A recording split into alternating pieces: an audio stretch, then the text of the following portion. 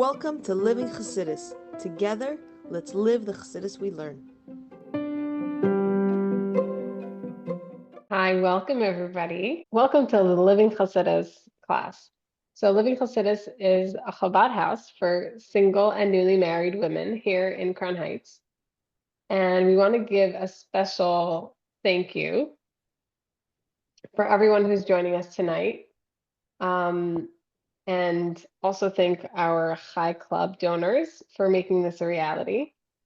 You could check out our previous classes on YouTube and Spotify by just searching for Living Chassidus. So as women, we usually grow up with Yiddishkeit and relationships to Hashem. That's very similar to men's relationship to Hashem. Lots of to-do lists and checklists. Then once we get married, we have children and our Yiddishkeit evolves and we're left to figure out how all this makes sense. Today, we have Dr. Chava Green joining us to speak about this. So about Chava. The topic is Yiddishkeit, what I do or who I am.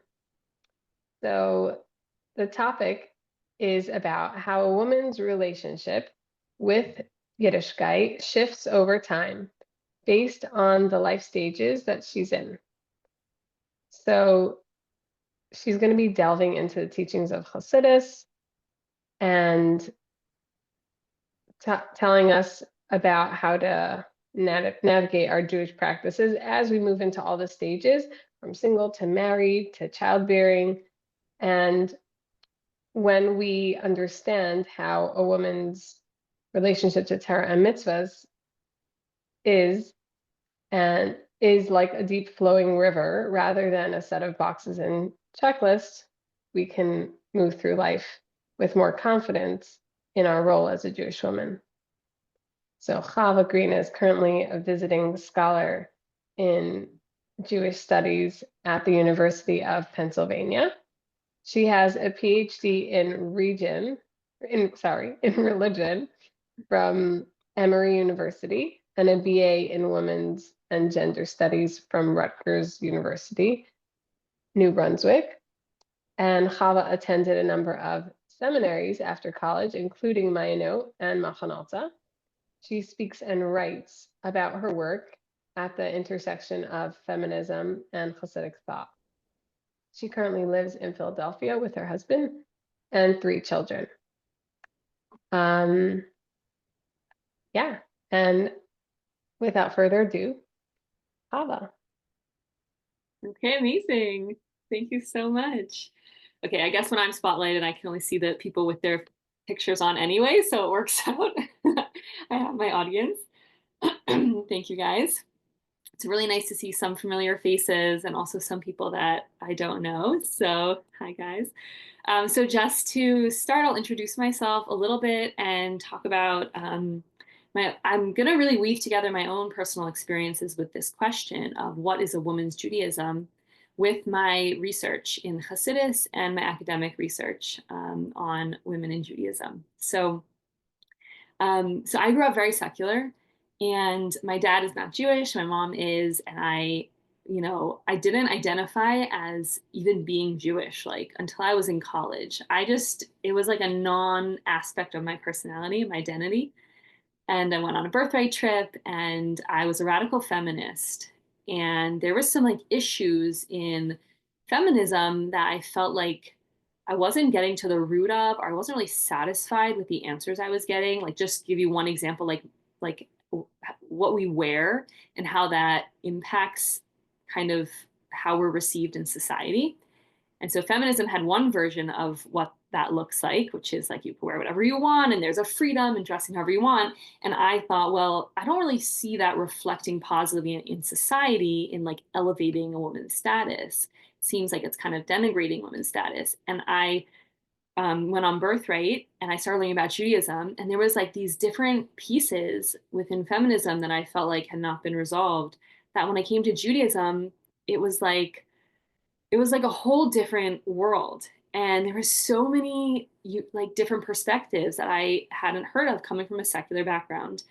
And so I really dove full force into learning about Judaism. And eventually, for so many reasons, I decided to become Shomer Shabbos. And by my senior year in college, I was keeping Shabbos and kosher, dressing sort of modestly. I would wear like my old skirts over jeans and things like that. But I was on my path, and I carried with me my interest in feminism, which over time I started realizing was not necessarily about feminism per se, but really about what does it mean to be a woman? Because I think in society it was pretty clear what does it mean to be a person. Like we're raised with values, we're raised understanding the culture we come from. And for me, that might have begun as a secular culture, but when I came to learn about Judaism, I understood what is Judaism. But I always carried with me this question of, yeah, but what is specific and unique about being a woman? And I might have my own kind of inner experiences of that, but what does it really mean on like a deeper level? And also, what are the parts in me that are feminine that I might not even be exploring? Because so much of our society is actually built on a masculine model, and especially in the secular world, which for me was like this huge like realization when I came to Judaism, that I was like, oh, this is a community that still has a really discreet and powerful model of what it means to be a woman. And so that's what I have now spent who's messaging base Hana, hi. um, so we so I took that question with me as I was going through my education. And so I studied women's studies in undergrad, and then in um, my graduate program, what I did for my PhD was go through the Rebbe's sichas about womanhood and gender more broadly, and try to piece together a complex and comprehensive view of what does it mean to be a Jewish woman through the lens of Hasidus. And what was so powerful for me was a big part of my project was speaking with individuals. I interviewed almost 50 women from all different backgrounds, from all stages of life.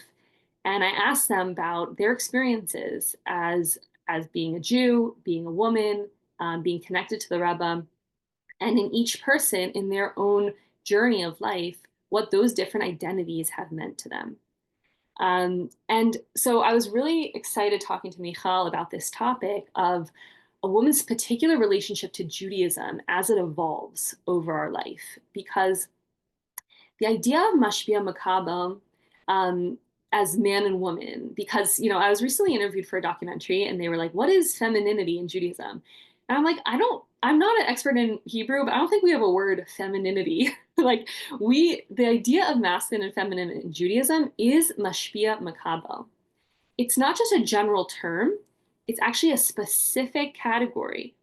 It's a specific modality of operating in the world, and it has specific characteristics. And one of the examples of mashpia makabel that comes from even before Adam and Chava are created is the two great lights, the sun and the moon. And the sun is the mashpia, giving the light, and the moon is the makabel. She receives and reflects the light of the sun.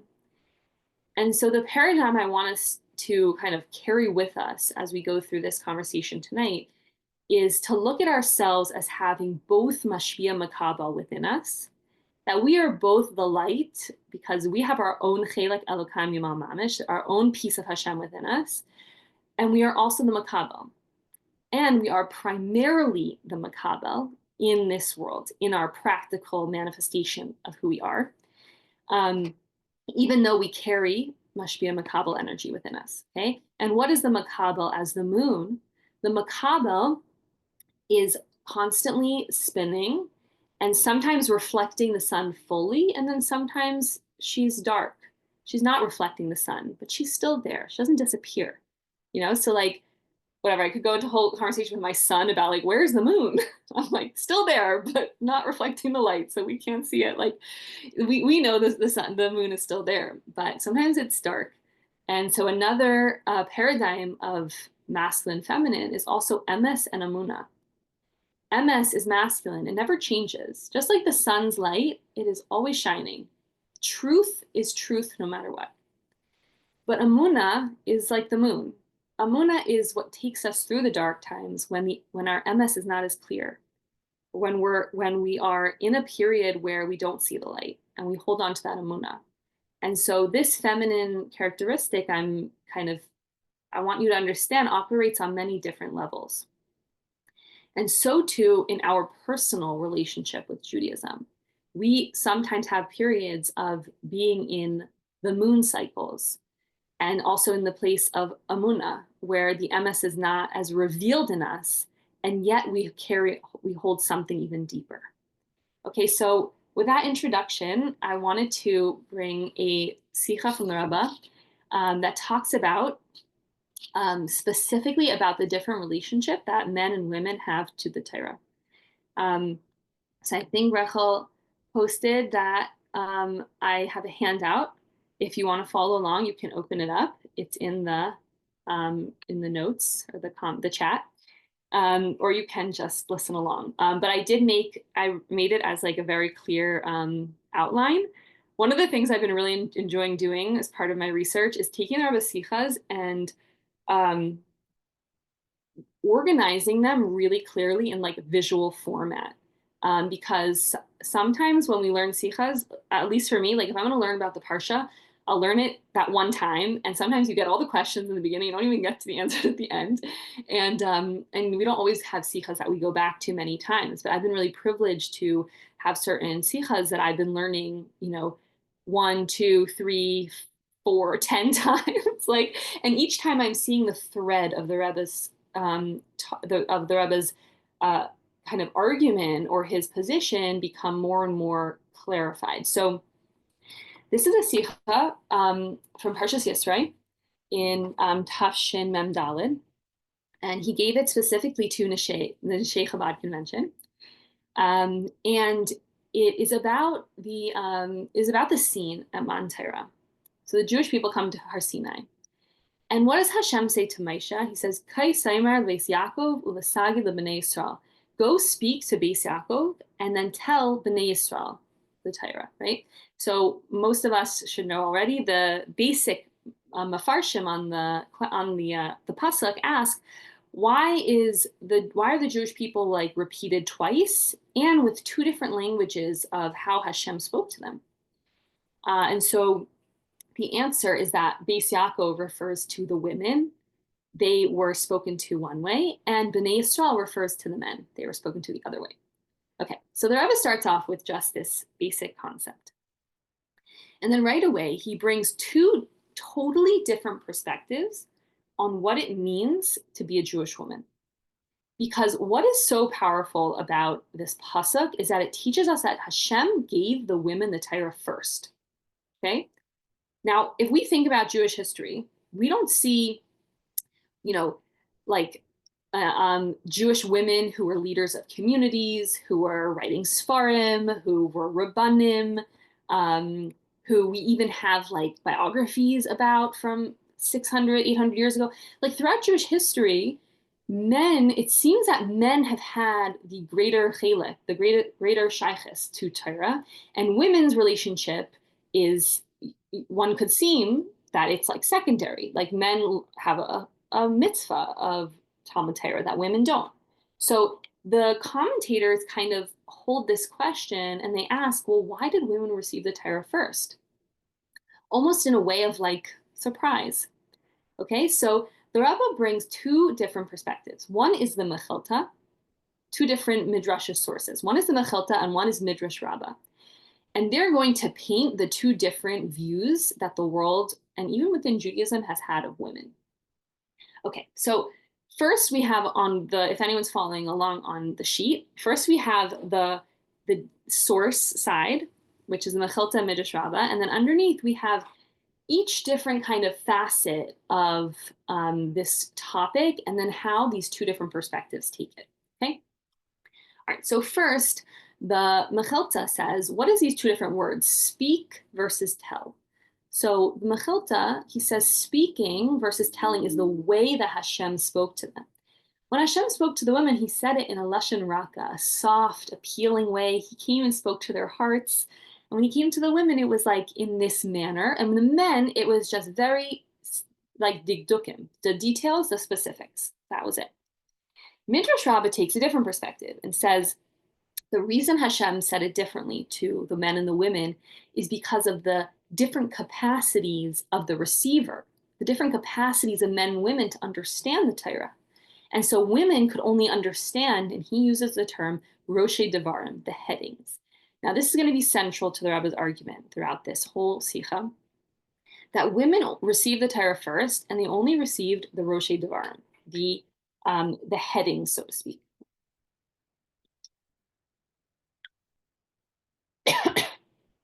Whereas the Midrash Rabbah is saying the men couldn't understand everything. So Hashem gave them all of the details. Okay, so now we have two really different perspectives. The Mechilta is saying Hashem spoke in a beautiful way to the women, and then the men, he spoke a little bit more harshly. The Midrash Rabbah is taking this a totally different way, saying the women don't have a capacity to understand the whole Torah.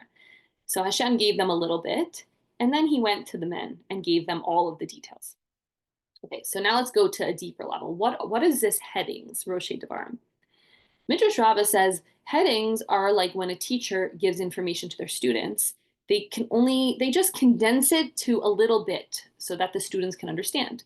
So I just taught high school, and I would come in with like an entire mimer in my head, and I would just pull out a few lines to give to the girls, and then we would discuss those because maybe they're 16 and they don't have the capacity yet to delve into deep philosophical discussions that require a certain level of maturity. So from the perspective of Midrash Rabbah, that's how Hashem viewed the Jewish women, that they could only receive small amounts, just the heading of each topic. The Mechilta takes it a totally different way, and here's the crucial turning point in how we're going to understand a woman's relationship to Judaism. The Mechilta says headings are like a seed. They include everything that is going to branch out from them. The heading gives you the whole essence, the whole idea of what something is, so that then you already have an entry point into understanding everything else. It's all contained in that beginning point. And the Rebbe is going to show over and over again about that is the path of Yiddishkeit. Okay, so first he says, like the whole Gemara, the whole oral law is hinted to in the Mishnah. Okay, and even at Matan Torah itself, the whole Torah was given in the Aleph of Anaichi. Why did Hashem first give just the 10 commandments, just the first commandment, even that first letter coming from Hashem? Why did he do that? And we know like our bodies were like, our souls like blown out of our bodies when Hashem just spoke that first word. It was because he was giving us the entire Torah, the entire relationship to us in one letter. Okay, so the Mechilta's perspective is that when the women were given the Roshei Devarim, they were given everything in like a seed. Okay, so what is the implications for women's relationship to the Torah then? So the Midrash Rabbah says since women's minds are less sophisticated, so then they need a simpler Yiddishkeit, which unfortunately, this was a perspective that exists in Judaism. And even now, like a woman I interviewed as part of my dissertation, she was saying that she grew up in Borough Park.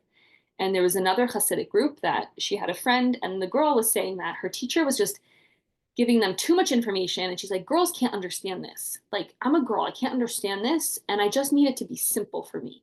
And she was growing up as a Lubavitcher, and she was like, what? Like, you're a girl, so you need simple? Like, she was like, that doesn't even make sense from her perspective of Judaism. But this is unfortunately an idea in Judaism, even in other we could say other communities.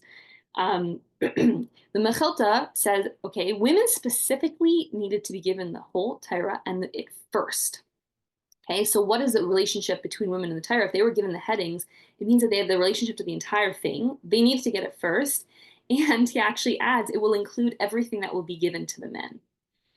Which is very interesting because in another Sikha, Parshas Emor Sikha, the Rebbe talks about how women's relationship to Talmud Torah, the mitzvah of Talmud Torah, they might not have, but they actually do have a mitzvah to learn all of the halachas that they need in order to live a Jewish life. And I love the Rebbe's Sichas. In a little parentheses, he writes, Halavai, all the men should know those halachas as well. So like the Rebbe had such a high estimation of us that we need to be learning and absorbing so much, So of course we're here tonight in the merit of the Rebbe's vision of what it means to be a Jewish woman. Okay, so what are some practical implications in our Yiddishkeit to this? And we're going to keep expanding on this more and more, but I want to use the Sikha as kind of like a way to ground this conversation. So now the Rebbe starts talking about why are women exempt from time-bound mitzvahs, which I think is a really interesting question, because if we're following the logic of this conversation, like you could almost picture it as a conversation between the Midrash Rabbah and the Mechilta, like a debate, right? So the Midrash Rabbah is presenting this one perspective, and Mechilta is presenting the other one. And so the Midrash Rabbah is saying women don't have a relationship to all of the Torah. Adrabah, they were given a lesser amount, just the amount that they can handle. And the Mechilta is saying, no, women were giving the entire Torah. Why is the Midrash Rabbah so sexist? Well, I'm saying this was a perspective in Judaism. And I'm going to go back to this a little bit later. But remember I was saying about the sun and the moon. I don't know if you have learned this before in other places, but the moon came to Hashem and said, you created the sun and the moon equal, but two kings can't share one crown. And Hashem said to the moon, so go diminish yourself. And the moon was very upset about this. I don't want to be the smaller light. And yet Hashem said throughout history, there will be, the small ones will be named after you, and the Jewish people count the months after you. And the moon was just like, I don't want to be small. And at the end, Hashem says, okay, bring an atonement for me for diminishing the moon. And so an aspect of Gullus is also the Gullus of the Shechina, the Gullus of the feminine. And so the fact that we have the perspective of this, like the Midrash Rabbah, that women are less capable intellectually, so we have to recognize this as a real function of Gullus. And that, like the Rebbe's Mashiach vision was a very important part of that, was lifting and raising up the status of women. Okay, so if we have these two perspectives, Midrash Rabbah is saying women got just a smaller amount of the Torah, and the Mechilta is saying no, they received everything in a condensed form. So then how do we deal with the reality that women are exempt from a number of mitzvahs, that we don't, not only do we not have to perform them, but in many regards we are not, I don't want to say allowed, but we're not obligated in them, like a minyan. If we're not obligated to daven 3 times a day, then that obligation exempts us from that being counted in the minyan, right? So this is kind of a challenge to the argument of the Mechilta. So what does the Rebbe respond? So again, Midrash Rabbah says women can't really handle that. More mitzvahs, like those are ones that are beyond their capacity. What does the Mechilta say? Women are connected to all of the mitzvahs, full stop. However, practically they're exempt from some of them, but the time-bound mitzvahs were also given to women, okay? Just because they don't do them doesn't diminish the fact that they were given to them, okay? What does that mean? How do we understand that? So the Arizal says, at the time a man performs a mitzvah, his wife, the woman, does not need to do it, because while he is doing it at that moment, she is also doing it. However, this does not apply to negative mitzvahs, meaning if a man's refraining from doing something, she can't start doing it. But if he's performing a positive time-bound mitzvah, at that moment, she's also doing it. Why? Because a man and a woman are like one body. Okay, so Kabbalistically, the idea of a neshama is that when it's in Shemayim, a neshama before it comes into the world is a composite of like Adam and Chava. They were first created as one and then they were split.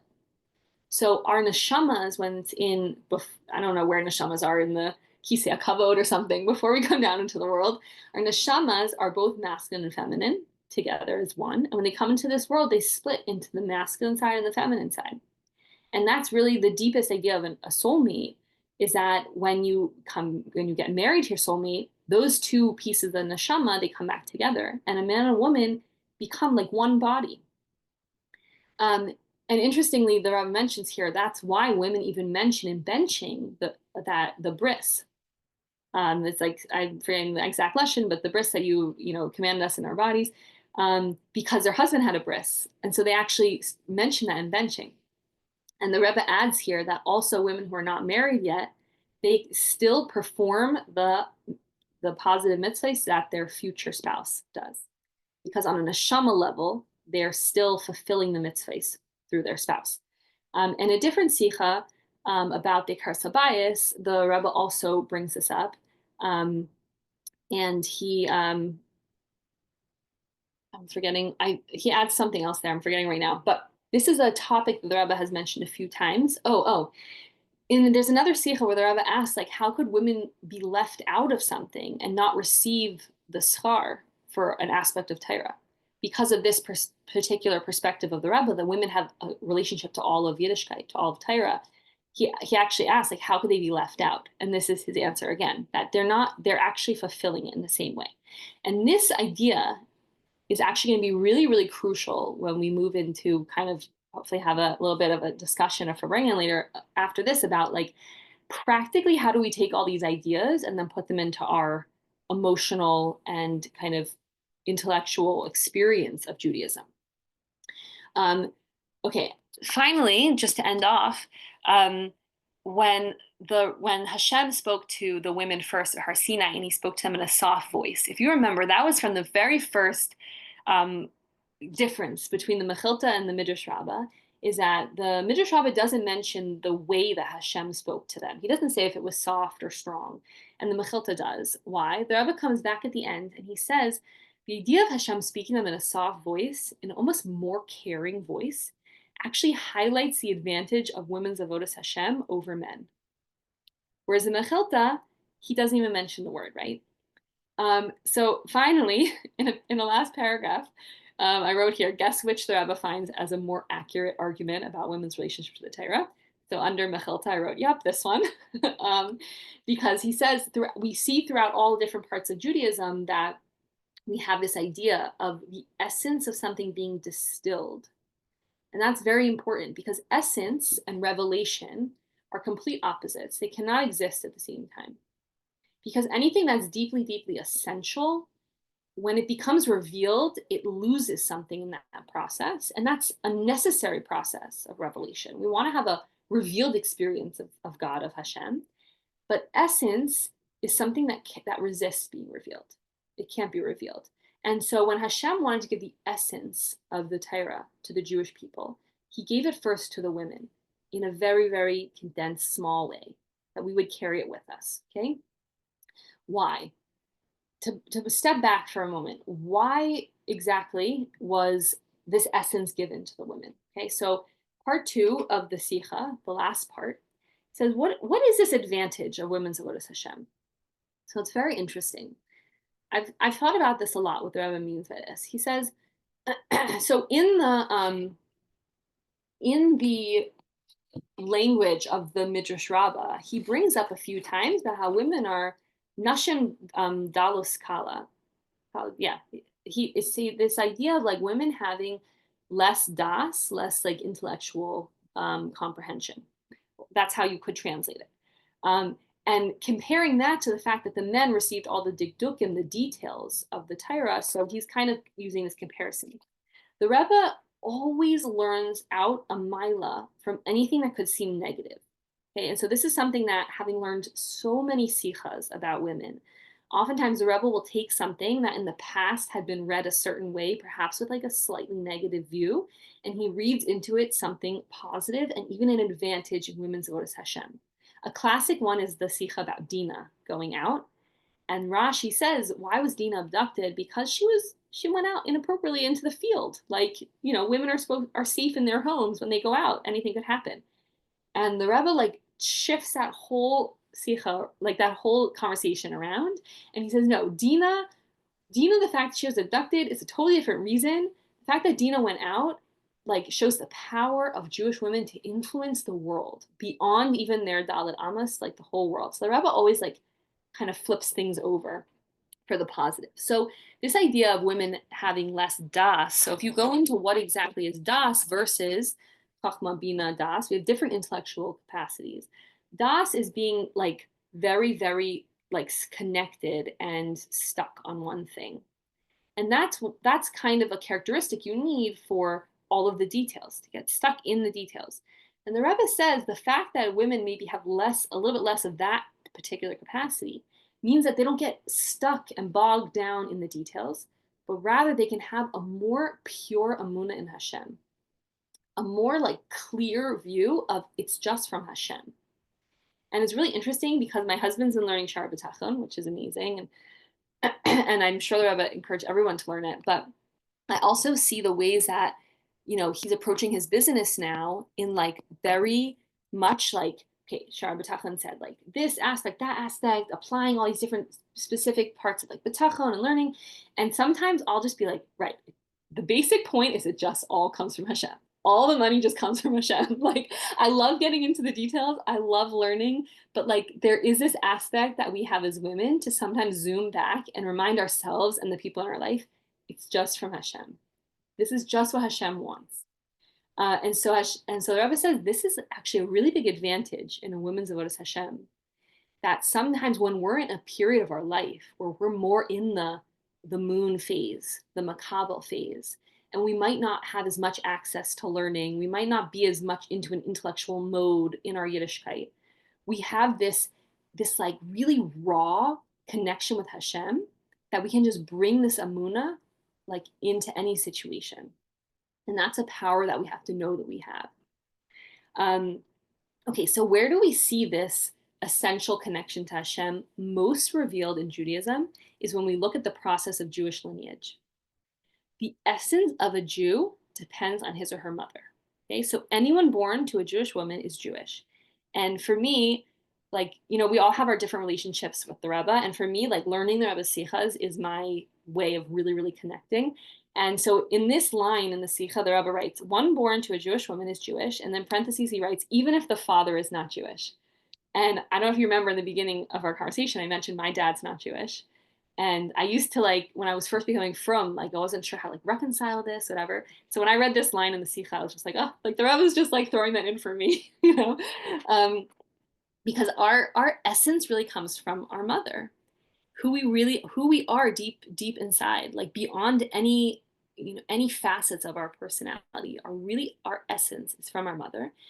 And the father gives the type of Jew. If a child is going to be a Kohen, Levi, or Yisrael, that comes from the father. But those are already categories that are now above the essence of being a Jew. And so the Rebbe writes the holiness, the very existence of the Jewish people depends on the woman. And that is why she was given the Torah first. Okay, so to go back to this idea of women being exempt from time-bound mitzvahs, the Rebbe says if we're moving into this realm, so when I wrote about this in my dissertation, I thought a lot about women's relationship to Torah being holistic. And I felt like that was a term that just kind of clicked for me a little bit better than essential, because sometimes essential is in English is kind of like not really sure exactly what that means. Like, but holistic really clicked for me that it's something that kind of includes everything, but it's not just about one or two things. Like it's not just about the details. It's about those. It includes them, but it's also much bigger than that. It's also much more, to use the language of Hasidus Makif, like surrounding us, and even like specifically like in our homes, like the impact that we have in creating that warm home. It's like we know that it's not about all the details. It's really about the whole energy and vibe and experience of like what our home feels like. And so the Rebbe says, why are women exempt from time-bound mitzvahs? He actually brings a really interesting idea that because those mitzvahs have an element of constriction to them, of like they're like the opposite of holistic. Like they can only be performed at a certain time, and in that way, they have like this hagbala, this like boundary around them that is just at odds with the nature of a woman's relationship to Torah, which is beyond delineations, beyond constriction. So like the male side of the neshama can take care of those pieces, and like the woman's side is like, in a way, like needs to be more creative, needs to be more like adapting to the time. And so just to end off the part of the Sikha, the Rebbe ends by saying, in the merit of the righteous women in Mitzrayim, the Yidden were redeemed in the merit of the righteous women from Mitzrayim, and it's only because of them that they even got to Har Sinai to receive the Torah. So all the more so they should receive it first. And so too in our generation, it's in the merit of us, the Jewish women now, that we will bring Mashiach. And when Mashiach comes, he's going to teach us a Torah that is in a way of seeing. That we're actually not going to hear the Torah. We're going to learn it in a way that it will be so obvious, will be seen. And the essence of the Torah will be revealed. And it should happen soon, immediately in our days. Okay, so before I move on, I want to take a look at, see if there was any questions. Okay, so Chava said how the Rebbe reconciles, unites both perspectives. Interesting. So I think in the end, he kind of shows how the Midrash Rabbah's perspective doesn't align with the broader view of Judaism. But it is a really good question of like, this is a important Midrash, and how do we kind of understand that? And I was thinking that, yeah, I've thought a lot about like like kind of how Judaism responds to some feminist claims. And there's this idea of like responding to things in an apologetic way of like, no, it's not really like that. And I'm going to show you why it's really all great. And something that I've really thought a lot about through my research is actually looking at the ways in which like women have not always had access to certain things. And that as we get closer to Mashiach, as we understand like the very like deep Geula energy of the Rebbe's teachings, is that he actually changed some of those things. And like there's like a Haisafa at the end of one of the Chilukim of Likutei Sichas, where the Rebbe talks about this interesting idea that when Mashiach comes, the old men and women of Yerushalayim will like sit in the streets together. And in another place, like the idea that the voice of the Kal and the voice of the Chassan will be heard in the streets of Yerushalayim. And the Rebbe says, like, how can we reconcile this? That's not tznius, that men and women will sit together, that they will sing together. And so his first answer is that when Mashiach comes in the time of Geula, there won't be a Yetzer Hara. We won't have those like animal nefesh bahamis issues that is the reason for tznius. And so that will be fine. But then he says, but everything's part of Torah has to have a hayra for us now. So what do we learn from this now when there still is the Yetzer Hara? And it's so interesting. His answer is that we see in our generation that there are educational institutions for girls that never existed in the past. That women, their whole education, their whole hashpah of Yiddishkeit was from their home. And it was, in a sense, there was a limitation to that because it depended on the atmosphere of their home. It depended on the education of their parents. And so the fact that we have women now going out into the world and having educational institutions just like men, he's like, the Rebbe says we don't even realize how much of a chiddush that is in Jewish history. This is like actually a really powerful, incredible thing, and valuing women's education. And so this is an important piece of understanding the fact that like our role as Jewish women has actually really, really changed than it was 100 years ago, for certainly 500 years ago. We still might all be making challah like our, great, great, great ancestors did. But our relationship to Torah is much more revealed now. Okay. So yeah, so someone said it must also be true. Yeah. Yeah. So that's kind of what I'm saying. Like that it did exist. This kind of like limitations on women, or at least the way women were perceived, did exist in Judaism. And the Rebbe's, I think what he always is doing is like unpacking the layers. Okay. So where should we take this next? Does anybody have any more questions or anything? Or I'm happy to flesh this out more. Okay, so I wanted to talk a little bit about my experience of implementing this idea of like my relationship being to Yiddishkeit, having both revelation and essence. Is it what I do, or is it who I am? Right, so this is the question. So I think each of us has probably a different nuance in how kind of how much stake we have in this question, right? Like how important is it that your Yiddishkeit is about what you do? I think on some level, all of us feel it, but some might feel it more.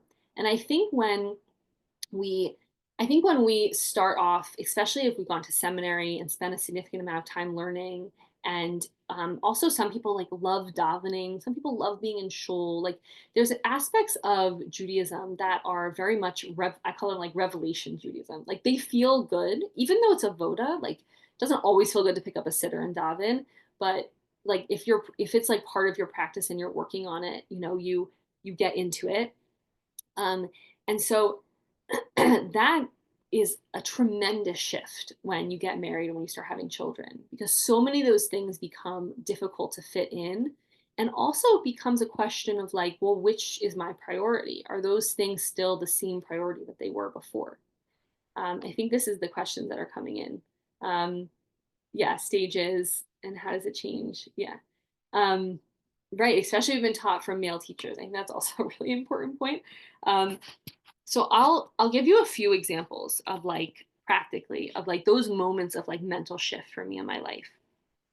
So I remember we were living in Atlanta. I was in a graduate program. My husband and I, we were running YJPs. We were on shlichus there. And I actually found out I was pregnant the day we moved to Atlanta, which was like really crazy. There was so much going on in my life. Recently married, having a baby, starting a graduate program, going on shlichus. Needless to say, it was like a very intense, Shana Rishona. But for me, like davening was my grounding, like center. I would wake up, I would daven, have breakfast, and then some point during my day, I would find time to daven mincha. And even especially when I was in like an academic setting, it was so powerful for me to like step away and find a quiet room and daven. And I vividly remember the day I got home from the hospital with my first child. And the hospital was like a blur. My son was in the NICU. I was like barely like functional. After like 4 days of that, we got home and I woke up the next morning and I couldn't daven. I was thinking about it and I was like so out of it. And I just didn't daven chakras and I didn't daven mincha. And the day ended. And I was like, literally, like, I can't believe, like, it's been, I've been davening for like 6 years, like twice a day. I remember in seminary, we learned about tashlumin, which is like making up a davening if you miss it. And we learned it inside. It was in my note. It was very text based. I think we learned it in the Gemara. And I remember after I got married, I started like davening. I was still davening when I got married before I had a baby. And I remember we were living in Morristown, and I went to our family mashpia, and I said, I miss mincha. Should I do tashlumin at Mariv to like make up for that davening? And he laughed at me. He was like, we don't really do that. Like, it's okay. You just missed a davening. But I was like very, very committed. Like, I have to make it up. And so when my son was born and I didn't daven that day, I felt so much guilt. I felt so much distance from Hashem. I felt so like out of sorts. And I remember going back to our family mashpia. I should give him credit. His name's Rabbi Brofman in Morristown. And he is, you spoke about like having male teachers, but he's like a man who very much embodies like a feminine energy. And he really experiences more that like makabel energy. And I'm going to give another example that he spoke to me about later. But that time he said, like, what I loved about his answers, he didn't brush me off like, you don't have to daven anymore. He understood that I wanted like a structure. I wanted to know I was doing the right thing. And he said, you need to say brachas, berachas hashachar, brachas in the morning, and say shema at night. And then one time a day, just say to Hashem, please help me. And that is your biblical obligation of davening. The Rambam says davening is actually when you are in a moment of stress, distress, challenge, and you cry out to Hashem. That is the baseline biblical obligation of davening. And so when this rabbi, this mashpia, he gave me like this new framework of like, right, I'm still a Jew. I still wake up. I wash my hands. I say brachas. But that like paradigm of the kind of structure of chakras and mincha, it's now transitioning into a different kind of davening, which is speaking to Hashem from my heart. And what I did was I would have times where I would just check in with myself over the years. So that was 6 years ago. Baruch Hashem, my son actually just had his birthday last week. He turned 7. And I have 2 more little kids. And over the years, there would be plenty of periods where I would, be sleeping through the night. I wasn't nursing. My kids would be in daycare and I would go back to davening. And it felt good. And it wouldn't necessarily be in the same rigorous way, but it would be a way of like, it's part of my life, whether or not I'm opening a siddur or not, but it's part of my life. And I remember speaking to a woman who like I saw kind of the opposite, that like davening had just completely left from her life. And somebody said, like, do you ever daven? She was like, I schmooze with God. And as like a Freudian slip, the person was like, you snooze, you lose. Like, but and it was like kind of awkward, but kind of the point was that she didn't have it like as like a pillar in her life. And I think that as much as we might not be like, even it might be a time period also where like we're not even thinking about it, because we might have a newborn baby, or we might be newly married and our husband, we really want to have breakfast for him when he comes back from shul, and like it's like stressful to like get it to like daven in the middle of that. And like there's just time periods where it's like you understand my relationship with Hashem is going to be evolving, and I need to have mashpia to understand like what is it now, you know. And like for me that's been a really core piece of like reaching out to a family rav, a mashpia, of like, okay, I'm in this new stage, like help me figure out what it looks like. Okay, so now I'm going to go to my next example of this, also with Rabbi Broffman in Morristown. So my was this was before my daughter was born. So I actually went through a period of like secondary infertility. So I had my son was born, and then I didn't have my daughter for 3 years after that. And so in that period, there was like, you know, ups and downs emotionally and whatever. And at some point I started also understanding like Hashem is giving me a bracha now that I can like be learning. I could be davening, I'm working, I was in graduate school, and I just made space for the other things in my life. And I was coming up to Rosh Hashanah when my son was, I think, like 2.5.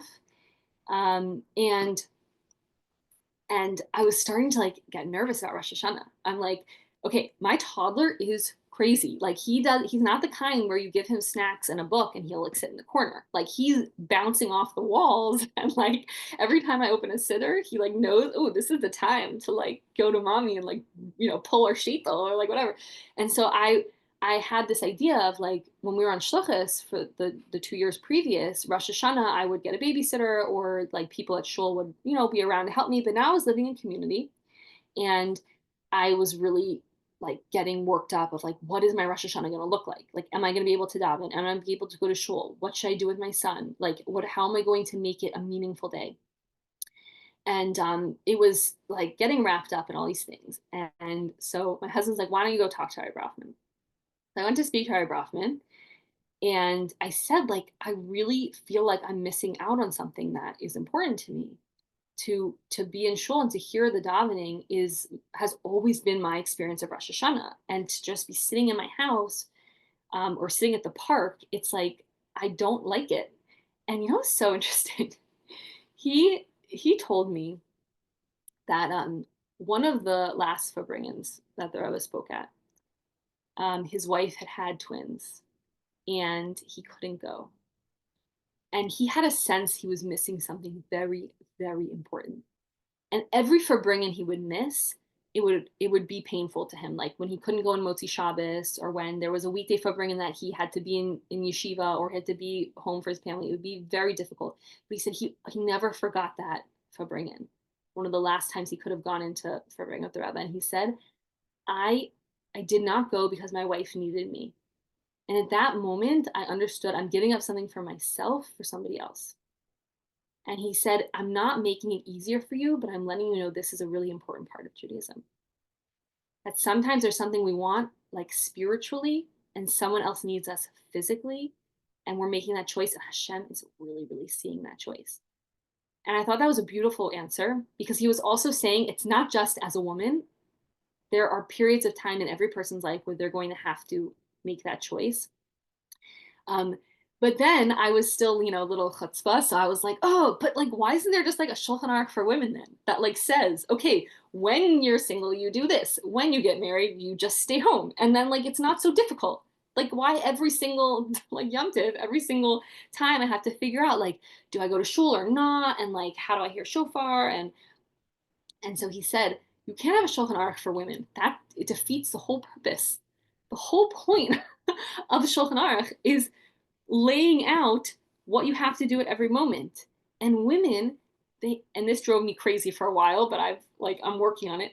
Women have to intuit that their relationship with Hashem is beyond Shulchan Aruch sometimes. Sometimes you have to go past that. You have to go above it. It's a transcendent relationship. And so there's times in your life where you're going to be, what am I supposed to do? Shulchan Aruch. And there's times in your life where you're postpartum in a hospital bed and you can't wash and you need to eat a bagel and you just eat it. And like, and Hashem is like, that's what you need to do. And we have to have that realization within the context of, we want to keep halacha. We want to be connected to Hashem that way. We want to have like this like shul davening, learning relationship with Hashem, because we understand that's like, opening up that channel to God. But then when we understand that that's one facet of Judaism, then we realize as women, we go a step beyond that. We go to a step where we have to move with the times. We have to move with our bodies, with our children, with our spouse, sometimes just with our own inner emotions, things that, periods of time where like we're more overwhelmed or things are difficult. And we have to recognize Hashem, we don't have a lesser Judaism because of that.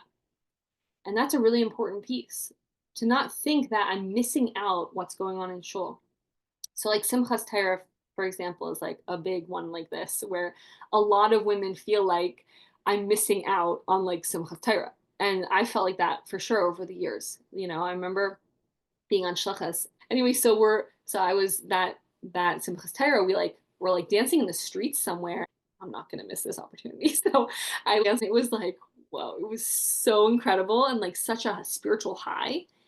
And 2 years later, I was like sitting in Morristown on like a plastic chair, watching like 5 men dance in a little circle. And I'm like, oh, this is so lame. And just like the juxtaposition was very difficult.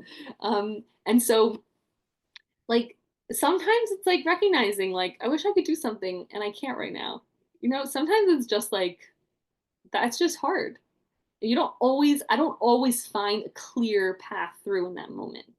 But what I have seen is that over the years, going through Tishrei, going through Pesach, over the years, I start seeing more and more about like finding like my unique Yiddishkeit that is really tailored to me in my life, in my personality, in my situation with my family. And each of us need to do this in our own lives. Like even a few nights ago, I had to like make a decision, and I was talking out with my husband, and sometimes he like gives me, you should do this, and I was like, don't tell me I should do this time, just like help me figure out what I want, and I was like, right, like he gave me like 3 options, and I just was like, okay, that one, like sometimes we have this inner voice that we don't make space for, but this is really important in our Judaism also, like to make space for that voice that's saying, you know what, this year I really want to be in shul. So that year, that Rosh Hashanah, I had a mantra, and I said, my children are not in the way of my avodas Hashem, they are my avodas Hashem. And that's what I carried with me that whole Tishrei. I said, my children are not getting in the way of me sitting in the sukkah. They're not getting in the way of me going to shul. They're not getting in the way of me sitting and learning with a friend. My children are my avodas Hashem. Shaking Lulav Nesrog with them, getting them to sing songs with me, like building my Yiddishkeit around them. That was like my mantra that Tishrei. The next year, I was in a different headspace, and I was like, you know what, this year I'm going to get a babysitter. And my son was like a little bit older, and he went and played with a friend, and then I had a baby, and I got a babysitter, and I went to shul for like 3 hours. And like that year is like, that's what I wanted to do. And so when we understand that, our relationship with Judaism just comes in these waves, the most crucial piece, and I'll say it again, is just to like really be honest with yourself, with what you need. And what I want to finish off with, and I'll take a look at some more of the questions and comments, but what I want to finish off with is, and the reason I brought this Sikha is because our relationship with Judaism is absolutely about who we are. It's not about what we do. And we know that in our relationships with people, that at the end of the day, like with the people that really, really matter, it's really about who we are. That's why we're drawn to them. That's why we're close to them, especially for our children. If we're married, that's like, what is their mother? It's just the person that you are. And even so a million times with Hashem. Hashem made you, your neshama arose in his mind even before he created the world. And like the more we unpack that reality, then all of the ups and downs of our Jewish practice will fit within this paradigm. Um, but the way that we really uncover that and live with it is by learning Chassidus. And so that's something that we can't live without.